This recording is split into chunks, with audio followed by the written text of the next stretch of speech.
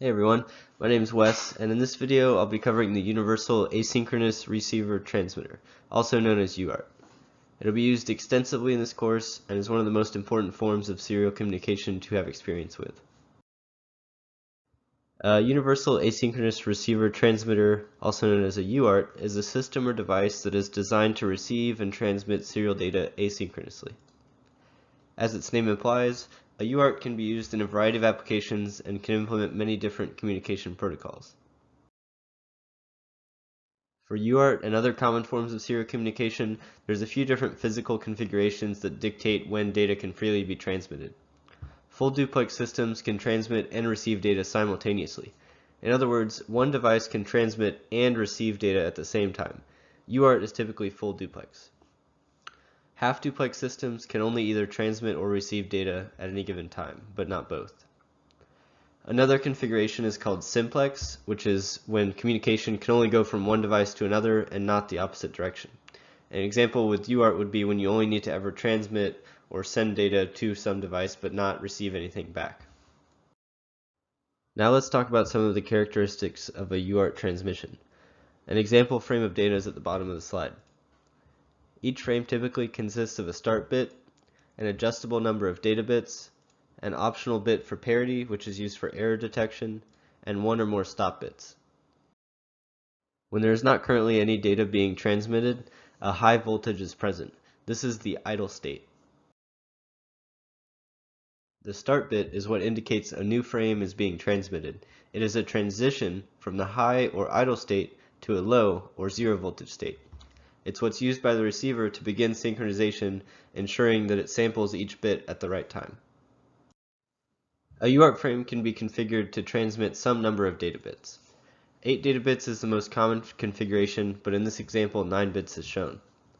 Typically the least significant data bit is transmitted first, the most significant being transmitted last. In addition, there's an optional bit known as the parity bit that can be used for error detection.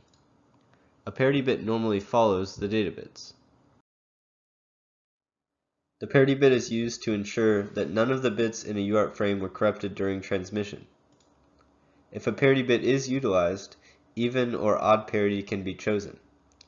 For even parity, the parity bit should ensure that the total number of 1 data bits in the frame is even, and for odd parity, the parity bit should ensure that the total number of 1 data bits in the frame is odd.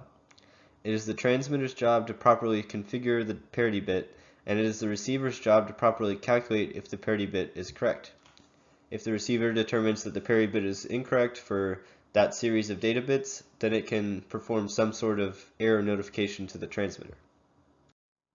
In an attempt to make some sense out of this, let's consider an example for both even and odd parity. If we have an 8-bit value binary 11001010, we note that there are 4 1 bits, which is an even number.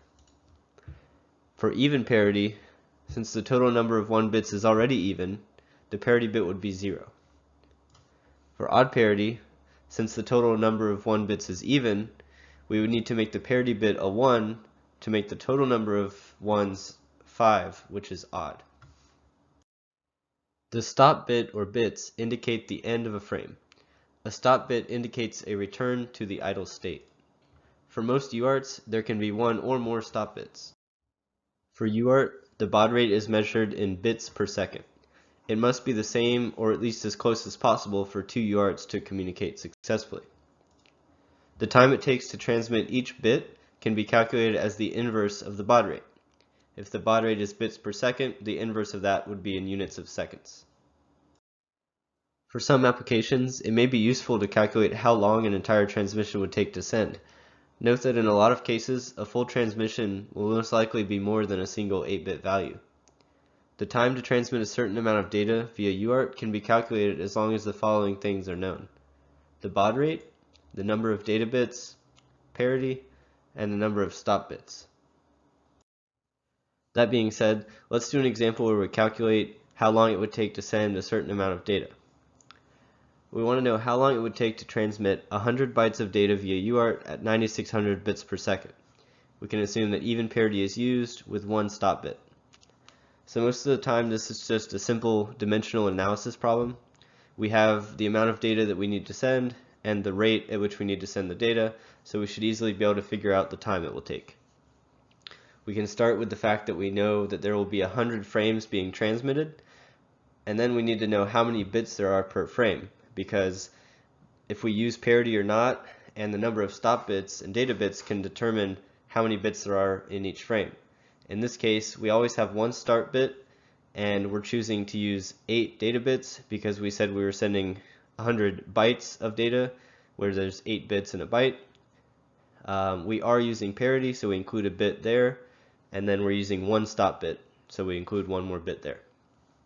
That's a total of 11 bits per frame, so I add that to my dimensional analysis problem here, and then I invert the baud rate so that I end up with units of seconds with 9600 on the bottom to cancel out with the bits from the previous factor.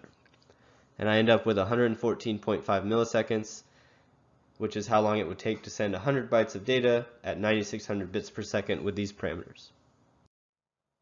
Next, we'll talk about some situations in which the receiver is not sampling at a rate that's similar enough to that of the transmitter. In this case, the receiver is sampling too fast. The uppermost row of this diagram shows the data being transmitted, and the lowermost row shows what the receiver has interpreted. The red dotted lines are the points in time where the receiver is sampling the data, and the blue dashed lines are the points in time that the data should be ideally sampled. As you can see, the first 4 bits in this case, we run into an error where an extra bit was interpreted.